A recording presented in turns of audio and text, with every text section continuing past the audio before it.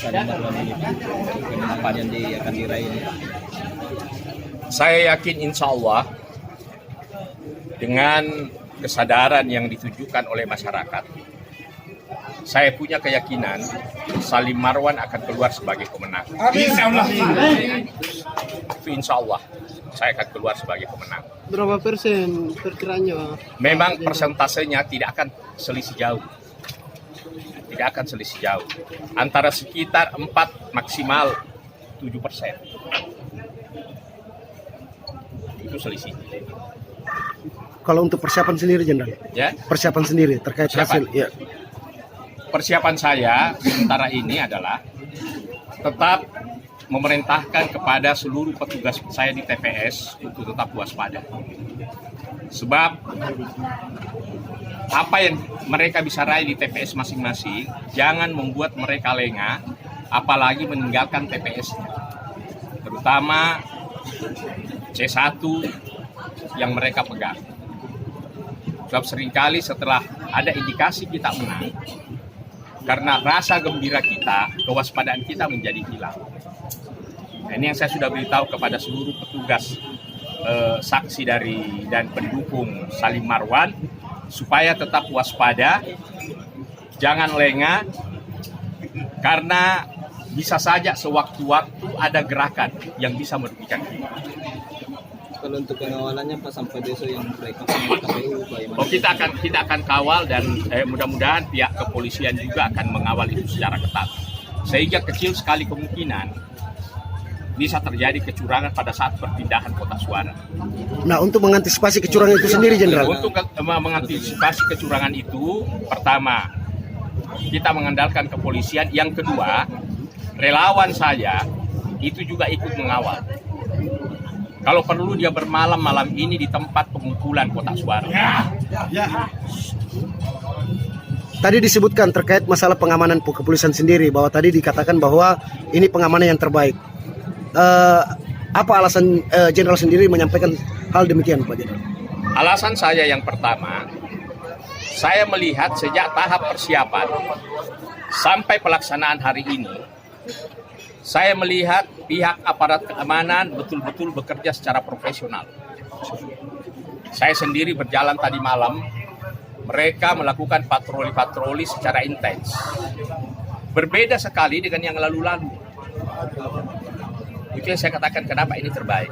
Nampaknya pengamanan ini itu dimanage lebih profesional. Sehingga semua aparat keamanan itu betul-betul terfokus pada tugas penjagaan keamanan.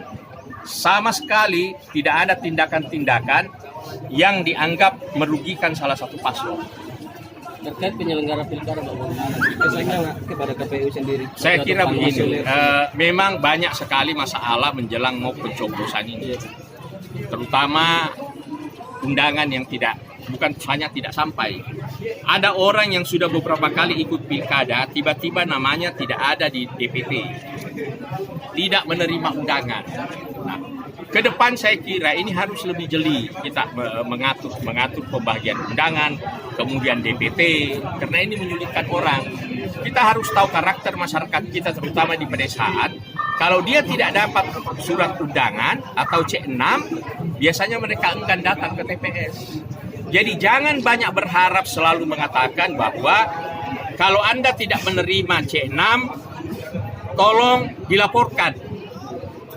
Karena secara psikologis sebenarnya masyarakat kita itu agak enggan berhubungan dengan institusi formal.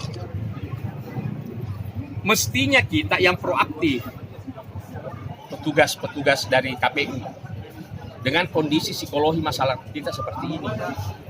Jadi itu juga harus dipahami oleh mereka. Tidak bisa kita lepas tangan kemudian mengatakan DPT saya sudah pasang di tiap masjid, di tiap desa, di kantor desa. Masyarakat kita itu enggan berhubungan dengan aparat. Jadi kalau kita tidak melakukan jemput bola, mendatangi mereka siapa yang belum, maka bisa jadi banyak dari mereka tidak datang ke TPS. Satu lagi, Jenderal, bagaimana tanggapan Pak Jenderal terkait klaim kemenangan dari pasangan sebelah, Jenderal? Klaim itu bagi saya sah-sah saja. Tetapi hal seperti itu permainan saya ini sudah 4 kali ikut.